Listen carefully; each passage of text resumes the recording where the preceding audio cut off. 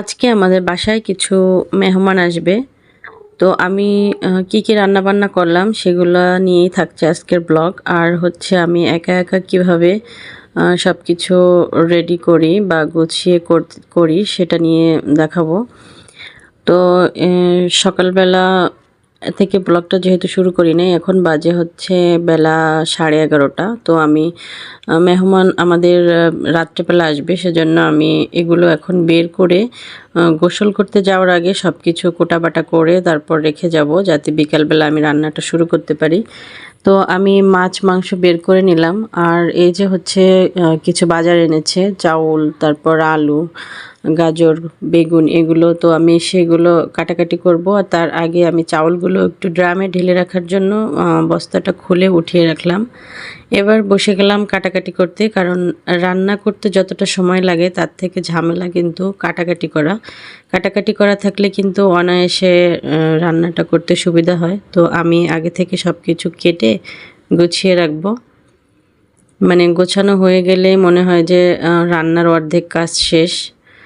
তো আমি কি রান্না করব সেগুলো এখন একবারে কেটে রাখবো। বেগুন ভাজি করব, তারপর বেগুনের একটা ভর্তা করব। তো আমি আগে বেগুনটা কেটে নিচ্ছি।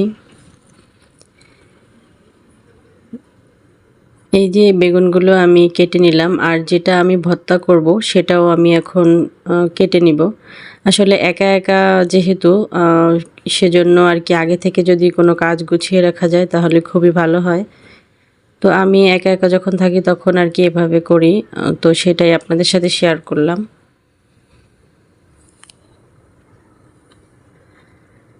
আর এই যে বেগুনটা আমি ভর্তা করব সেটা কিন্তু আমি বড় বড় করে রেখেছি। এটাও ভেজে তারপর ভর্তা করব। এটা অন্য একদিন পুরো রেসিপিটা দিব। আজকে জাস্ট শুধু কাটাটা দেখাই দিচ্ছি। মানে বেগুন ভাজির সঙ্গে এটাও কেটে নিচ্ছি, এই আর কি। তো আমি কিন্তু এটাকেও কেচে দিচ্ছি যাতে ভাজতে সুবিধা হয়। তো আমার বেগুন কাটা হয়ে গেলে তারপর আমি গাজরগুলো ছুলে তারপর কুচি করে কেটে রাখবো। গাজরটা হচ্ছে আমি পোলাওর ভিতরে দিব। যাই হোক, মোটামুটি আমি সব কিছু আর কি কেটে রেডি করে নিব, শুধু জাস্ট বিকালবেলা আমি রান্নাটা শুরু করব। এই জন্য যাতে ঝামেলা না হয় সেজন্য আগে থেকে এটা করলাম। তো আমার ছেলে আর মেয়ে ওরা গাজর খাবে, আমি ওদেরকে আগে একটা একটা করে ছিলে দিলাম, তারপরে আমার যেগুলো লাগবে সেগুলো করে নেব। কাঁচা গাজর খেতে কিন্তু খুবই ভালো লাগে, আমারও ভালো লাগে, আমিও খাই। আমি কাজ করার ভিতরেই কিন্তু খেয়ে নিয়েছি। তো আমি একটু মাংসের ভিতরে আলু দেবো, সেটাও কেটে নিলাম। আর এই যে হচ্ছে ফাইনাল, মানে সব কিছু গুছিয়ে এখানে রেখেছি যাতে আমি বিকালবেলা রান্নাটা শুরু করতে পারি আর ঝামেলা না হয়। তো তারপরে দুপুরবেলা গোসল করে নামাজ পড়ে খাওয়া দাওয়া করে ছেলেকে মাদ্রাসায় পাঠিয়ে তারপর হচ্ছে আমি বিকালবেলার দিকে রান্নাটা শুরু করে দিয়েছি। আমি প্রথমে বেগুন ভেজে নিচ্ছি। বেগুনটা কিন্তু ডুবো তেলে ভাজলে তেলটা কিন্তু অল্প টানে, আর যদি তেল অল্প দিয়ে ভাজা হয় তাহলে তেলটা একটু বেশি টেনে যায়। আর বেগুনটা এইভাবে লম্বা করে ভাজলে কিন্তু বেগুনের মানে তেলটা এক সাইডে কম টানে। আর এই গোল বেগুনগুলাও কিন্তু খেতে খুবই ভালো লাগে গোল করে কাটলে। আমার হাজব্যান্ড আবার গোল বেগুনটা খুবই পছন্দ করে। আমি ওই একই তেলের ভিতরে কিন্তু বেগুনের জন্য যে ভর্তাটা করব সেটা করে নিচ্ছি। আর এদিক দিয়ে আমি ডিমের কোরমা রানবো, সেজন্য দুধটা জাল করে ঘন করে নিলাম একটু। এবার ডিমগুলো আমি একটু তেল দিয়ে হালকা করে ভেজে নিব যাতে কালারটা কম থাকে। আমি কোরমা রান্নাটা কিন্তু পুরোটা দেখাইনি, আমি হালকা পাতলা একটু দেখালাম। অন্য কোনো একদিন এই রেসিপিটা শেয়ার করব। তো এই যে আমি কোরমার ভিতরে কিন্তু একটু গুঁড়ো দুধ গুলায় তারপর দিয়ে দিয়েছি যাতে ঘন হয়, খেতেও টেস্ট লাগে। এদিক দিয়ে বেগুন ভাজি শেষ হয়ে যাবার পর আমি চিংড়ি মাছটাও ভুনা করে নিচ্ছি। চিংড়ি মাছগুলো ভেজে তারপরে যে মশলার ভিতরে দিয়ে দিলাম। মানে হচ্ছে আমি দুই চুলায় রান্না করতেছি, একদিকে এটা আর একদিকে ওটা, এভাবে করে যাতে তাড়াতাড়ি হয়ে যায়, কারণ অনেক ঝামেলা আছে, একা একা সব কিছু করতে হচ্ছে। আমার কোরমাটা রান্না হয়ে গেলে সেই পাতিলটায় আবার আমি দুধ জাল করে নিচ্ছি, কারণ একটু সেমাই রান্না করব। ঘন দুধ দিয়ে সেমাই রান্না করলে খুবই মজা হয়। ভেবেছিলাম যে মেহমানদেরকে একটু দই এনে খাওয়াবো, কিন্তু পরে ভাবলাম যে না, ঘন দুধ দিয়ে সেমাই রান্না করলে সেটা আরও টেস্ট বেশি লাগবে। তো তো এখানে আমি 2 কেজি দুধ নিয়েছিলাম। 2 কেজি দুধকে জাল করে আমি 1.5 কেজির মতো করেছি। তারপরে হচ্ছে সেমাই রান্না করব। এই যে দুধটা কিন্তু জাল কিছু সময় পর পর উতলানোর পরে কিন্তু সর পড়ে, সেটা ভেঙে ভেঙে দিয়ে এইভাবে রান্না করলে খুবই মজা হয়। তো আমি সেমাই রান্না করার জন্য এই যে সেমাই নিয়ে নিলাম। সেমাইটা একটু ঘি দিয়ে ভেজে নিব। এভাবে করে রান্না করে খেয়ে দেখবেন, খুব মজা লাগে। তো আমি সেমাইটা ভেজে নিলাম ঘি দিয়ে, তারপরে দুধের ভিতরে সেমাইগুলো দিয়ে তার ভেতরে একটু আবার গুঁড়া দুধ গুলিয়ে দিব। আমি এখানে একটু আগে থেকে সেমাই দেওয়ার আগে একটু দুধ উঠিয়ে রেখেছিলাম, তার ভিতরে আমি 4 চামচ গুঁড়া দুধ দিয়ে তারপর সেমাইয়ের ভিতরে দেব গুলিয়ে। এটা দিলে টেস্টটা অনেক বেশি ভালো আসে। তো এই তো আমার সেমাই রান্নাটা কিন্তু হয়ে গেছে। আমি সেমাইটাকে নামিয়ে তারপর আমি মাংস রান্না করা শুরু করব। মাংস আমি 2 প্রকারের রান্না করব, সেজন্য আমি 2 পাশেই বসিয়ে দিয়েছি। একটা কড়াইয়ে বসাইছি আর একটা হচ্ছে এই যে ননস্টিকের পাতিলে বসিয়ে দিয়েছি রান্না। দুদিক দিয়েই কিন্তু আমার রান্না চলছে, 2 পাশেই।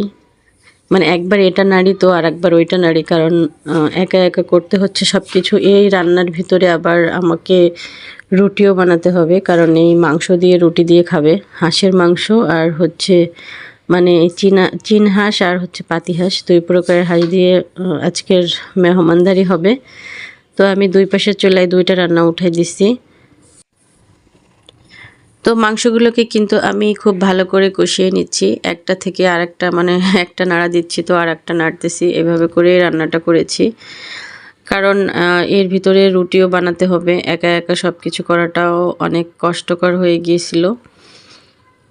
তো মাংসটাকে কষিয়ে আমি মানে রুটি বানাতে চলে যাব। যদিও রুটি বানানোটা কিন্তু আমি ভিডিওতে দেখাইনি, কারণ এত কিছু দেখানো সম্ভব হয় না একসাথে। এই যে মাংসটা খুব ভালো করে কষিয়ে আমি একটু পানি দিয়ে তারপর ঢাকনা দিয়ে ঢেকে দেব। বাকি রান্নাটা কিন্তু আর আমি দেখাইনি, এই পর্যন্তই রেখে দিয়েছি।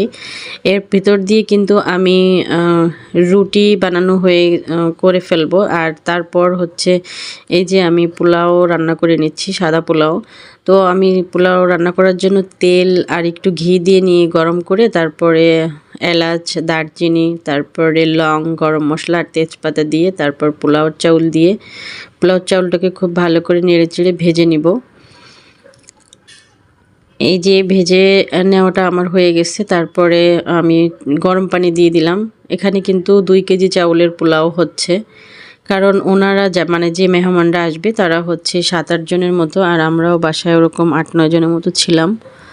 তো আমি এখানে কিন্তু সাদা ভাতও রান্না করেছিলাম, পোলাও রান্না করেছি, আবার সাথে রুটিও বানিয়েছি। তো যাই হোক, আমি এই যে লবণ দিয়ে দিলাম আর হচ্ছে গাজর যে কেটে রেখেছিলাম সে গাজরটা দিয়েছি। গাজরটা দিয়ে পোলাও রান্না করলে খেতে আমার কাছে ভালোই লাগে।